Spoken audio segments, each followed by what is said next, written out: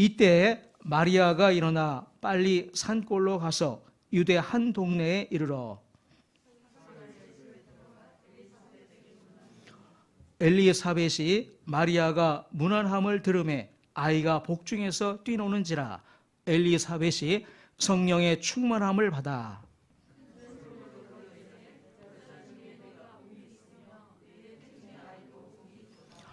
내 주의 어머니가 내게 나오니 이 어찌된 일인가.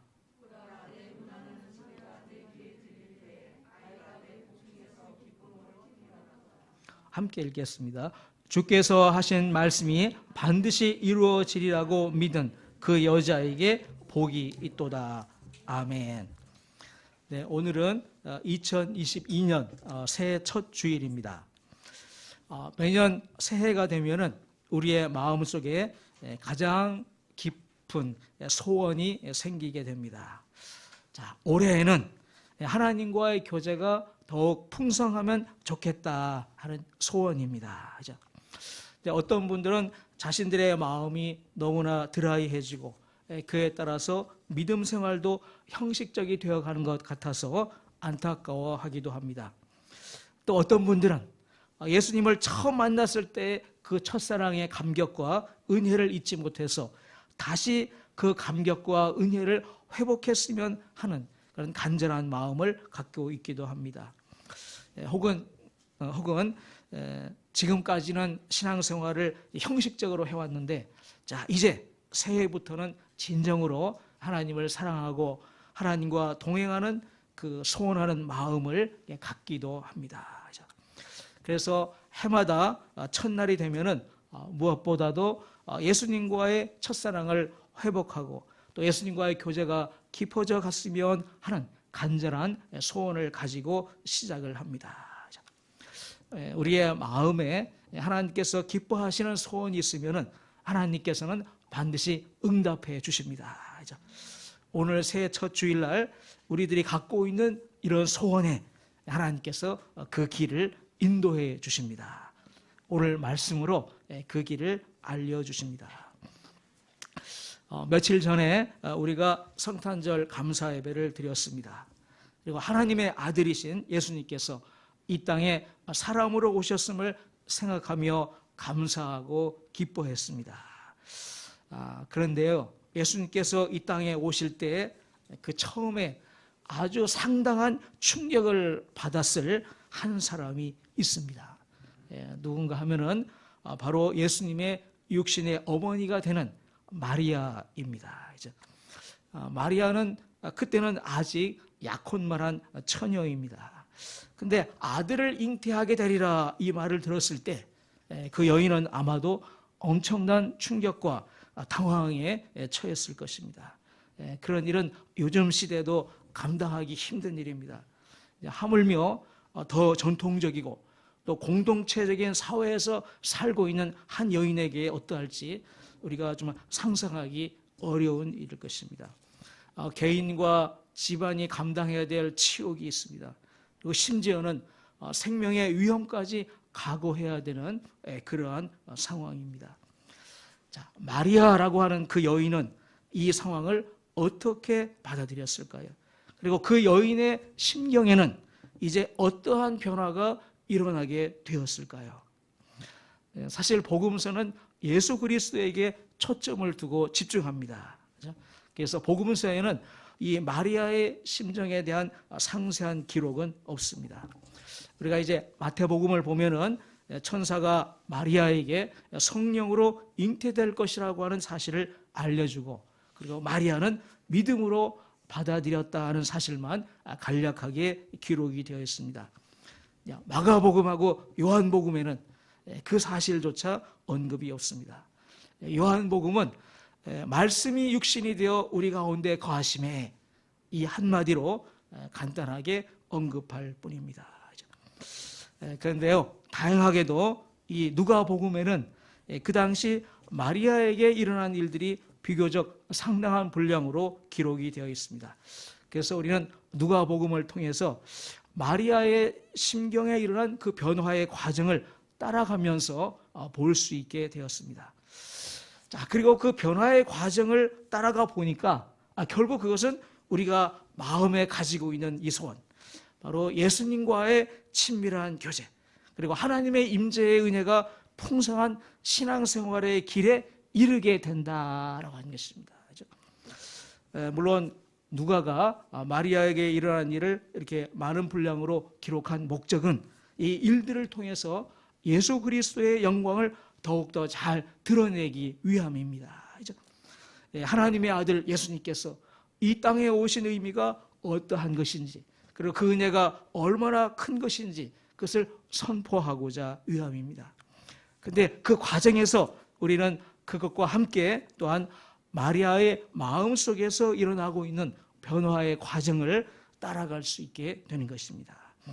우리가 처음 작년부터 시작해서 한번 쭉 따라가 보겠습니다. 자, 하나님께서 보내신 가브리엘 천사가 마리아에게 옵니다. 그리고 마리아에게 마리아여 무서워하지 말라 하면서 잉태하여 아들을 낳으리라 말합니다. 그러니까 1장 31절에서 33절입니다. 보라, 내가 잉태하여 아들을 낳으리니 그 이름을 예수라 하라. 그가 큰 자가 되고 지극히 높으신 이의 아들이라 일컬어질 것이요 주 하나님께서 그 조상 다윗의 왕위를 그에게 주시리니 영원히 야곱의 집을 왕으로 다스리실 것이며 그 나라가 무궁하리라. 자, 마리아가 이 말을 듣고 바로 네, 믿습니다, 이렇게 대답하지 않았습니다. 자, 약혼은 했으나 아직 결혼하지 않은 상태입니다. 근데 천사가 와서 아들을 낳으리니 이렇게 말하니까 이것은 너무나도 황당한 일이죠. 그리고 받아들일 수 없는 말이죠. 자, 마리아가 천사에게 대답하는 말 속에 마리아의 생각과 심정이 드러납니다. 자, 나는 남자를 알지 못하니 어찌 이 일이 있으리까? 당연한 반응이죠. 그죠? 결혼을 하지 않은 여자가 혼자서 아들을 낳는다고 하는 것은 불가능한 일입니다. 마리아가 솔직하게 자신의 생각을 이야기했습니다. 그러자 천사가 친절하게 설명을 합니다. 자, 성령이 내게 임하시고 지극히 높으신 이의 능력이 너를 덮으시리니 이러므로 나실 바 거룩한 이는 하나님의 아들이라 일컬어지리라. 그러니까 성령이 임하시고 하나님의 능력이 너를 덮으시리라. 그러니까 성령께서 마리아로 하여금 아들을 잉태케 하시리라. 또 하나님의 아들을 잉태케 하시리라 말씀합니다. 자, 이런 말을 들었을 때 이제는 하나님을 어떤 하나님으로 알고 믿고 있는가, 이게 중요합니다. 자, 여기서 하나님을 창조주 하나님으로 알고 또 믿고 있는 사람이라면은 이제 성령께서 너로 하여금 아들을 잉태케 하시리라, 이 말씀이 불가능하지 않다고 하는 것을 알 것입니다. 성경은 창세기 1장에서 이미 하나님께서 세상을 말씀으로 창조하시는 장면으로 시작을 합니다. 우리가 이제 삼위 하나님을 알고 그 장면을 다시 보게 되면은 이제 성부 하나님께서는 만물의 창조를 뜻하시고, 성자 하나님께서 말씀하시고, 또 성령 하나님께서 만물을 창조하셨음을 알 수 있습니다. 아무것도 없는 가운데 말씀으로 세상을 창조하셨습니다. 그 하나님의 능력이라면은 여인으로 하여금 아들을 잉태하게 하시는 것은 그건 불가능한 일이 아닙니다. 그렇죠? 그러고 보면은 하나님께서 처음 사람을 부르셔서 하나님 자신이 어떤 하나님인가를 알려가실 때 가장 먼저 알려주신 것이 하나님에게는 불가능한 것이 없다라고 하는 사실입니다. 그렇죠? 하나님께서 아브라함을 불러서 하나님 자신을 전능하신 하나님으로 계시하셨습니다. 전능하신 하나님, 불가능한 것이 없는 하나님을 말씀하셨습니다. 그리고 그를 경험하게 해주셨죠. 아브라함의 아내 사라는 이미 경수가 끊어져서 잉태하는 것이 불가능한 상황이었습니다. 근데 그런 상황에서 하나님은 사라로 하여금 아들 이삭을 잉태하게 하셨습니다. 그리고 출산하게 하셨습니다. 그걸 보고 겪으면서 아브라함이 우리의 하나님은 전능하신 하나님이구나, 이것을 경험으로 깨닫게 된 것입니다. 우리 하나님에게는 불가능한 것이 없구나를 깨닫게 된 것이죠. 그래서 우리가 하나님을 알아가는 시작은, 하나님은 어떤 분이신가? 하나님은 창조주 하나님이시고 전능하신 하나님이시라. 하나님께는 불가능한 것이 없으시다라고 하는 것입니다. 이 마리아는 이스라엘 사람입니다. 그러니까 하나님을 믿는 사람이죠. 아브라함이 믿었던 그 하나님을 동일하게 믿는 여인입니다. 그러니까 하나님은 창조주이시고 전능하신 하나님이심을 알고 또 믿고 있습니다. 그러니까 천사가 그런 마리아에게 바로 너에게 성령 하나님이 임하시고 지극히 크신 하나님의 전능한 능력으로 아들을 잉태하게 하리라 말씀하신 것입니다. 그리고 또 천사가 더 자상하게 설명해 줍니다. 이 마리아의 친척이 되고 사가랴의 아내가 되는 엘리사벳도 지금 늙어서 임신할 수 없게 되었는데 역시 성령 하나님의 능력으로 잉태하게 되었고 벌써 6달이 되었음을 알려줍니다. 그리고 다시 한번 하나님의 전능하심을 선포합니다. 대저 하나님의 모든 말씀은 능하지 못하심이 없느니라. 그러니까 마리아가 이제 천사가 자신이 아들을 잉태하리라, 하나님의 아들을 잉태하리라고 얘기해 주는데 그것이 그렇구나, 불가능한 일이 아니라라고 하는 것을 깨닫게 됩니다. 그리고 이제 기꺼이 순종을 합니다. 마리아가 이르되 주의 여종이오니 말씀대로 내게 이루어지이다. 마리아의 마음에 이제 천사가 전해주는 하나님의 말씀을 듣고 나서 또 그 말씀을 이해하고 그리고 믿고 순종하는 변화가 일어난 것입니다. 참 이 마리아로서는 엄청나고 대단한 순종입니다. 그렇죠? 여자로서 또 감당하기 어려운 오해와 수모와 그런 고난을 겪어야 할지도 모르는 상황 가운데에서도 하나님의 말씀을 거부하지 아니하고 순종을 했습니다. 지금 세상에서 하나님의 전능하심을 믿지 않는 사람들은 마리아가 성령으로 잉태했다고 하는 사실을 그걸 믿으려고 하지 않습니다. 그거 어떻게 가능하냐? 꾸며낸 이야기로 치부하고 더 이상 생각조차 하지 않으려고 합니다. 우리는 세상 사람들이 보이는 그런 반응에 위축되어서는 안 될 것입니다. 하나님의 창조도 되시고 또 전능하심을 알고 있으면 이것은 전혀 불가능한 일이 아닌 것입니다. 오히려 자연스럽습니다. 이렇게 해서 하나님의 아들이 사람이 되실 수 있었구나 하고 감탄하며 즐거워하게 됩니다. 하나님의 지혜요, 하나님의 능력이구나 감탄하게 되죠. 성령의 잉태하게 하심, 이것을 부인하는 사람들을 우리가 만나게 된다면 우리는 차분하게 하나님은 창조도 되시고 전능하시다고 하는 사실을 말씀해 주시기 바랍니다. 만약 그 사람이 하나님께서 택하신 사람이라면 그 말이 그 사람의 마음에 새겨지게 될 것입니다. 그리고 어느 순간에 그 말씀이 생각이 나고 믿어지는 그런 역사가 일어날 것입니다. 저도 그런 경험이 있습니다. 지난 교회에서 미국의 목회자 컨퍼런스에 다녀오게 해주셔서 가서 참석했던 일이 있습니다. 그때 이제 식사 자리에 앉게 되었는데요.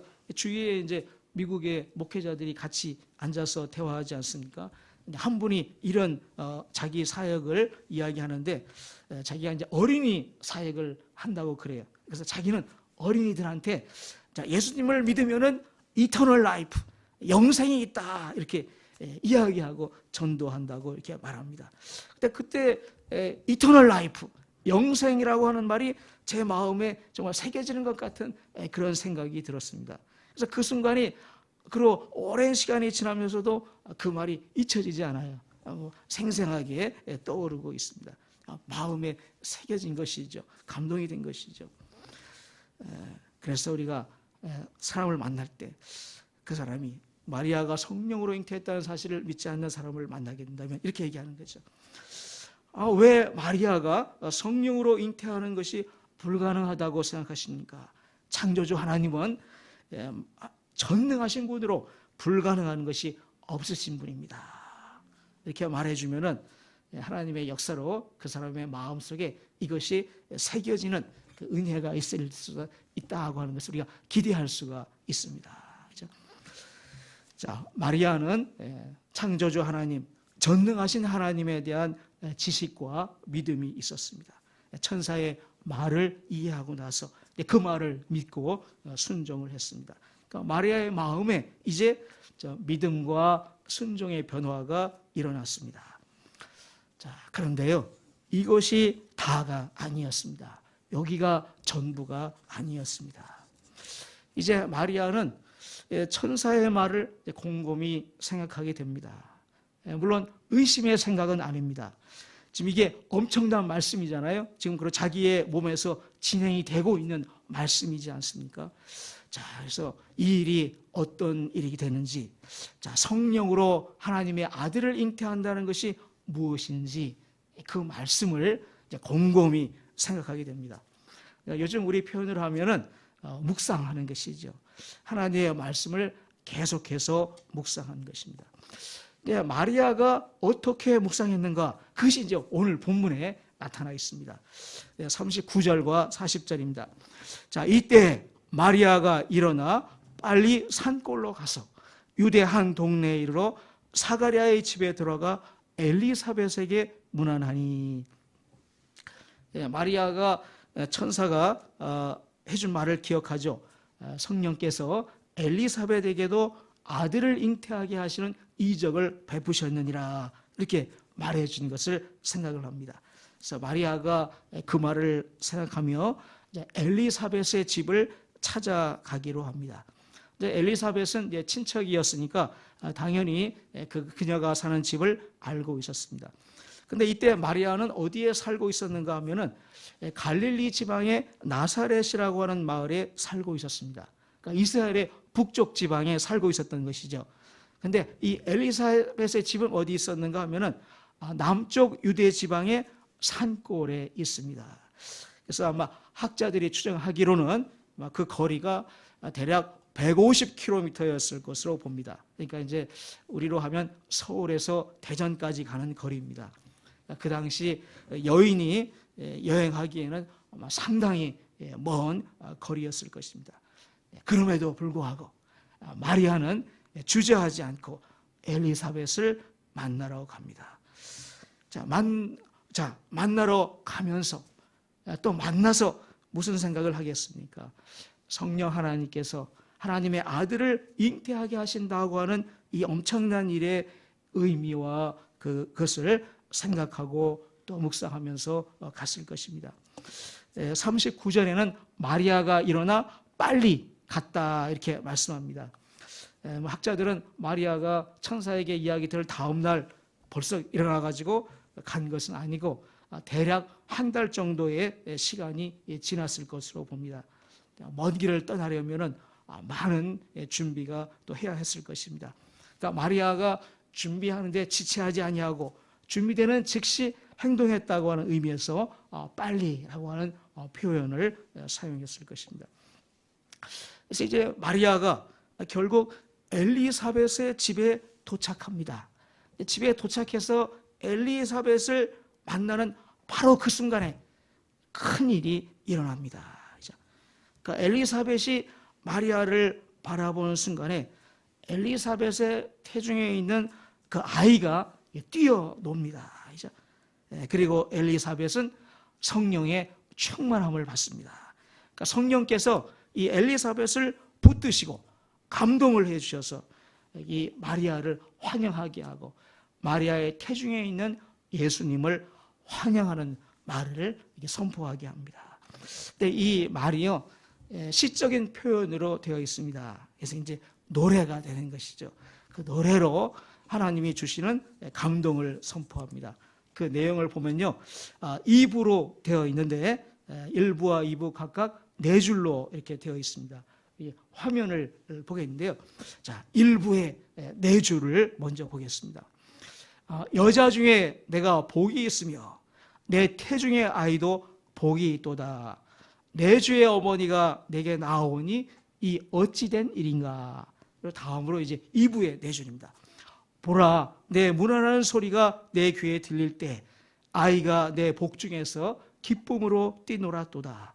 주께서 하신 말씀이 반드시 이루어지리라 믿은 그 여자에게 복이 있도다. 여기에 이제 엘리사벳은 운율을 넣어서 이렇게 아름답게 노래했을 것입니다. 그러니까 아름다운 가사의 노래, 찬미가 된 것이죠. 그러니까 마리아는 지금 엘리사벳을 통해서 성령 하나님의 감동, 성령 하나님의 말씀을 들은 것입니다. 그래서 하나님이 엘리사벳을 통해서 마리아에게 다시 한번 감동을 주시고 이 일의 깊은 의미를 깨닫게 해주시고 확신을 주셨습니다. 그 순간에 마리아의 마음속에 또 한 번 큰 변화가 일어나게 되었습니다. 이게 어떻게 할 수 있을까요? 바로 다음에 이어서 바로 마리아가 이제 마리아 자신이 45절부터 55절로 하나님을 찬송하기 시작합니다. 이게 그 유명한 마리아의 찬송입니다. 이 찬송의 내용을 우리가 네 가지로 분류해 볼 수 있는데요. 먼저는 자신에게 임한 하나님의 은혜를 고백하며 감사합니다. 그 다음으로는 자신에게 임한 이 은혜가 하나님의 다른 사람들에게도 임하기를 간구합니다. 세 번째로는 하나님의 공의와 하나님의 구원을 선포합니다. 네 번째는 백성들을 향한 하나님의 영원한 사랑을 찬양합니다. 하나님의 영원한 사랑이라고 하는 것은 결국 약속하신 그리스도를 통해서 백성들을 구원하실 것을 의미하지요. 자, 여기서 우리가 이제 마리아의 마음 속에서 일어난 변화의 일련의 과정을 우리가 정리해 봅니다. 자, 마리아는 천사가 전해주는 하나님의 말씀을 들었습니다. 마리아는 그 말씀을 묻고 또 마음으로 이해를 했고 믿음과 순종으로 반응을 했습니다. 자, 그런데 마리아는 계속해서 그 말씀을 묵상을 했습니다.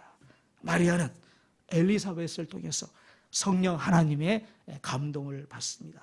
그 순간이 마리아의 마음에 아주 큰 변화가 일어나는 순간이었습니다.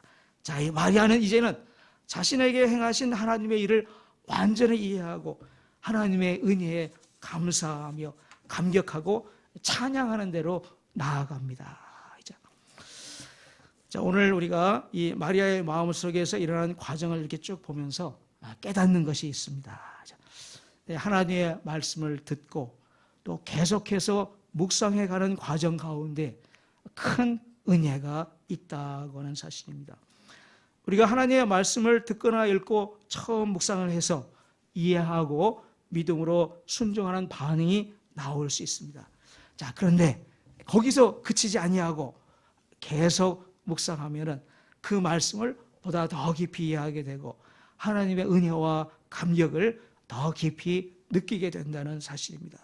그리고 그것은 자신의 마음의 깊은 곳으로부터 하나님을 찬양하는 그 반응으로 이어진다고 하는 사실입니다.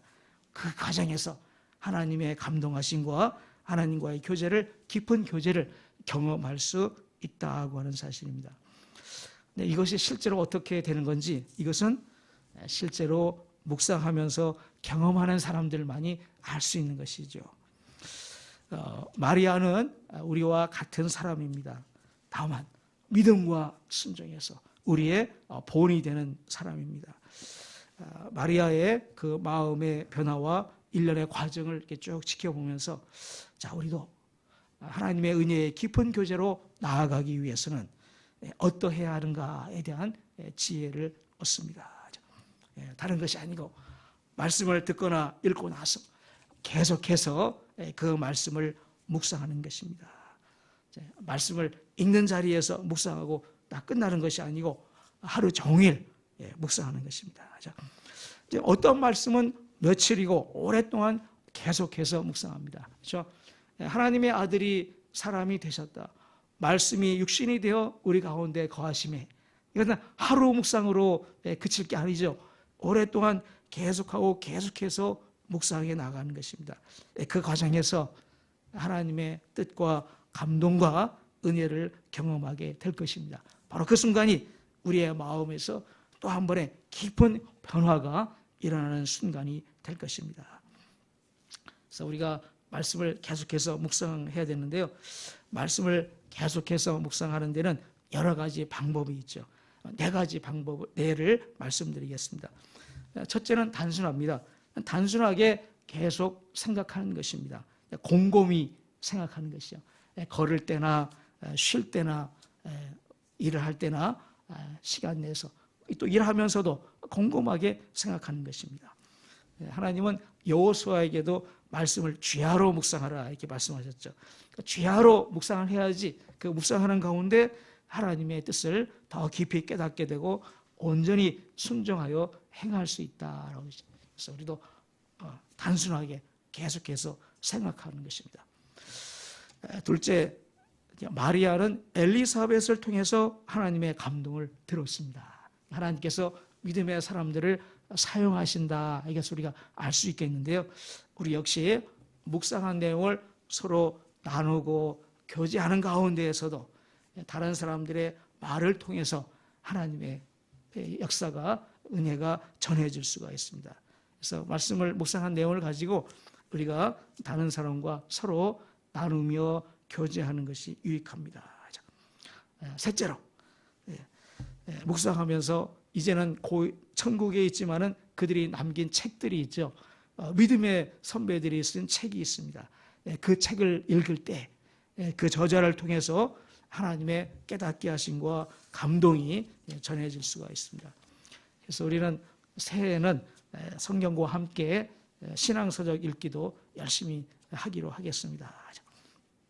이제 넷째는 말씀을 이렇게 묵상하면서 이 말씀과 관련된 설교와 찬양을 듣는 것입니다. 요즘에는 유튜브하고 기독교 TV가 너무나 잘 돼 있어서 참 접하기가 굉장히 쉽습니다. 우리가 예를 들어서 하나님의 전능하심에 대한 말씀을 읽고 묵상하는 가운데 있다면 그 하나님의 전능하심에 대한 설교와 찬양을 듣는 것입니다. 그럴 때 또 하나님의 감동이 전해질 수가 있겠죠. 그렇죠? 그리고 모든 묵상 가운데 공통되는 점이 있습니다. 그것은 쓰면서 묵상하면 큰 도움이 된다는 점입니다. 쓸 때 생각이 더 잘 난다는 그런 경험들이 많습니다. 그래서 우리가 묵상 노트를 준비해서 매일 묵상한 내용을 기록하고 이렇게 쓰면서 생각해서 이렇게 실천하시기 원합니다. 우리가 새해에는 하나님의 말씀을 계속해서 읽고 또 계속해서 묵상함으로 하나님과의 깊은 교제, 또 하나님과의 동행을 누리는 우리 모두가 되기를 원합니다. 오늘 말씀을 생각하면서 기도합니다. 하나님이 우리를 붙들어 주시도록 날마다 하나님의 말씀을 읽고 묵상하는 그 즐거움과 기쁨을 누리도록 붙들어 주시기를 간구하겠습니다. 그리고 말씀을 묵상하는 가운데 우리도 살아계신 하나님을 경험하는 은혜를 날마다 부어주시도록 이렇게 간구합니다. 함께 묵상하면서 기도하겠습니다.